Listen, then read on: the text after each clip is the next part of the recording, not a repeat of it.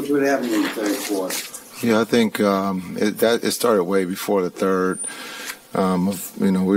We lost our rhythm in the sense of just playing the game and not worrying about the other elements. Just our rhythm there in the first 2.5. We were playing at a high level on both ends, offensively and defensively, and then we just got a little distracted with the whistle, and we just got to be better with that.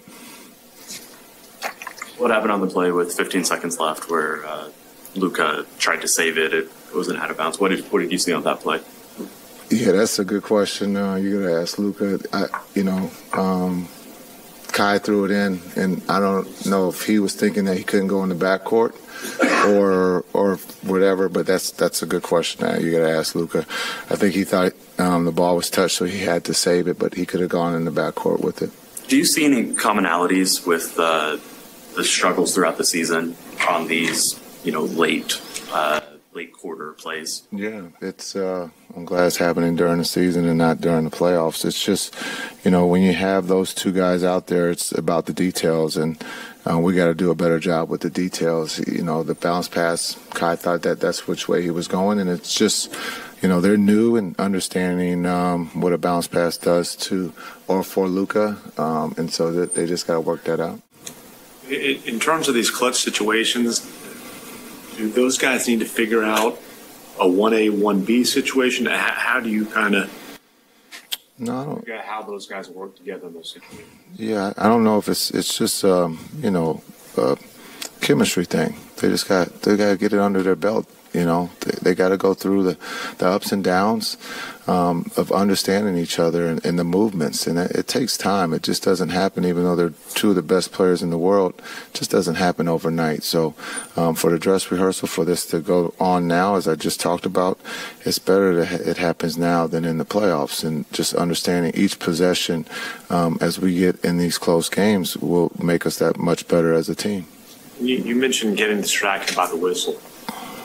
As that's unfolding and, basically over a whole second quarter leading into the third quarter, how can you handle that in the game and not let it just kind of keep unraveling?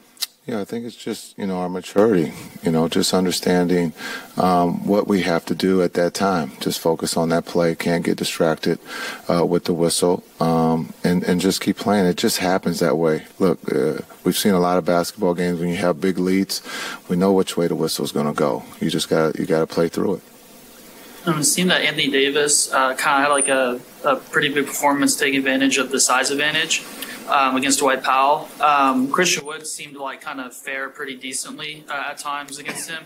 What did you kind of see between the two centers throughout the game defensively against him? Yeah, I thought C. Wood did a good job when he was matched up with him. I also thought DP did a really good job understanding AD is one of the best players in the world. And when you can keep him on the perimeter, you might have a chance. But he shot the mid-range well. And then he also attacked.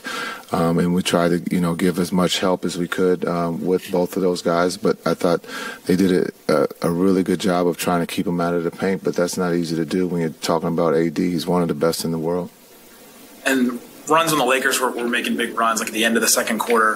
What's your mentality or your thought process in not calling a timeout when the Lakers are making runs? Yeah, I'm not the savior here. I'm not playing.